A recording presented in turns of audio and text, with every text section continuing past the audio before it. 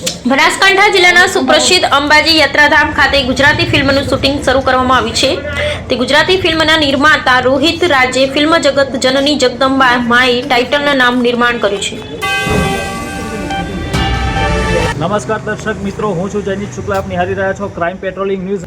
તેને યુટ્યુબ ઉપર લાઇક કરો, શેર કરો અને સબસ્ક્રાઇબ કરો, જેથી કરી અવનવી માહિતી આપણી પાસે પહોંચી શકે.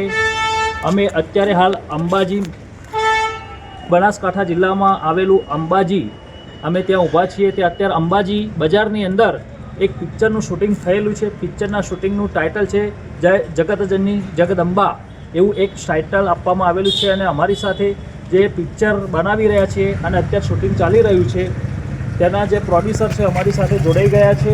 શું નામ છે તમારું અને આ પિક્ચર ક્યારે થશે, કેવી રીતે થશે, આ સ્ટોરી શેની ઉપર છે અને માં જગતજનની જગદંબા જે એની કૃપા થાય તો અપરાંપાર થઈ જાય એવું માતાજીનું છે. ભક્તિ, શક્તિ અને સંયમનો આ ત્રિવેણી સંગમ છે. 51 શક્તિપીઠની પરિક્રમા પણ થઈ ગઈ હમણાં 1 તારીખે. ભક્તિ, શક્તિ અને આસ્થાનું કેન્દ્ર એટલે માં જગતજનની જગદંબા માં આરાસુરી અંબા માનું આ જે પિક્ચર તમે કરી રહ્યા છો તો તમને કેવી લાગણી, ફિલિંગ્સ થાય છે અને આ અમારા દર્શક મિત્રોને શું સંદેશો આપશો ચાહકોને તમારા? અમે ચાહકોને એટલો જ સંદેશો આપવા માગીએ છીએ કે તમે અત્યાર સુધી ઘણી બધી ફિલ્મો જોઈ હશે. ધાર્મિક છે, ફેમિલી ડ્રામા છે, કોમેડી છે, લવ સ્ટોરી છે, પણ અમે અત્યારે જે આ મૂવીની તૈયારી કરી છે અને જે મૂવીનું શૂટિંગ અમે અમારી ટીમ અત્યારે જે કરી રહ્યા છીએ એ બિલકુલ અલગ પ્રકારની અને એક ફેમિલી ડ્રામા, ઇમોશનલ અને આધ્યાત્મિક. જ્યારે તમારા પરિવાર પર સંકટ આવી પડે છે ત્યારે તમે જે માની ભક્તિ કરો છો અને જગતજનની માં તમને કઈ રીતના સહાય કરે છે અને એના આશીર્વાદ તમારા ઉપર કેવા રહે છે, બસ એને લઈને જ અમે આ મૂવી તૈયાર કરી છે. હું રોહિત રાજ, અમારા મિત્ર છે બલવીર વર્મા, અમે લોકો સાથે અમારી ટીમ છે અને અમે અત્યારે આ મૂવીનું શૂટિંગ સ્ટાર્ટ કર્યું છે. આઈ થિંક 2 મહિના પછી અમારી મૂવી રિલીઝ થશે. તો અમે સૌ દર્શકોને જણાવીશું કે અમારી મૂવી નિહાળવા જાઓ અને મૂવીની સાથે સાથે મા જગતજનની જગદંબાની પ્રાર્થના કરો, સેવા કરો અને તેનો જય જયકાર કરો. એક રોહિતભાઈ, તમને એમ કહીએ છીએ કે આપણે જેમ હિન્દી પિક્ચરોમાં બોલીવુડ અને ગુજરાતી એટલે ઢોલીવુડ કહેવાય છે. એ એક સમય એવો તો નરેશ કનોડિયા, સ્નેહલતા, ઉપેન્દ્ર ત્રિવેદી, એક સમય જમાનો એવો હતો કે પિક્ચરો બહુ એમની હિટ થતી હતી. જેમ કે ગુજરાતી પિક્ચરની અંદર આપણે જોઈએ કે એક ગુજરાતની અંદર આપણે અમિતાભ બચ્ચન કહેવાય તો કિરણ કુમાર કહેવાતા હતા. બોલિવૂડની અંદર કિરણ કુમાર એક અમિતાભ બચ્ચન ગુજરાતી ફિલ્મોના કહેવાતા હતા.